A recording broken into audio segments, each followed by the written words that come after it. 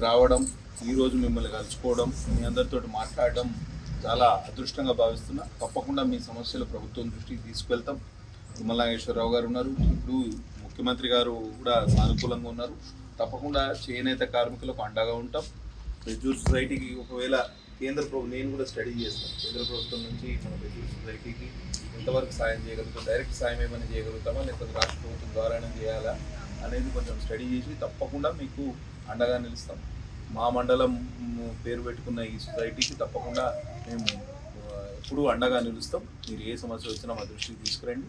సమస్యలు ఉన్నాయి, చాలా చేనేత కార్మికులు సిరిసిల్లలో కానివ్వండి, వేరే నారాయణపేట కానివ్వండి, మిగతా ప్రాంతాల్లో కూడా చాలా ఇబ్బందులు పడుతున్నారు.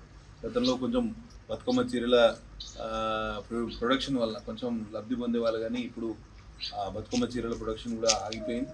కాబట్టి ఈ సమస్యలు ఏవైతే నా దృష్టికి తీసుకొచ్చారో తప్పకుండా ఆ సమస్యల పరిష్కారం కోసం కృషి చేస్తాం. వెంకయ్య గారు దాదాపు 50 సంవత్సరాలుగా బిడ్డను సాకినట్టు ఈ సంఘాన్ని, సొసైటీని సాకింది.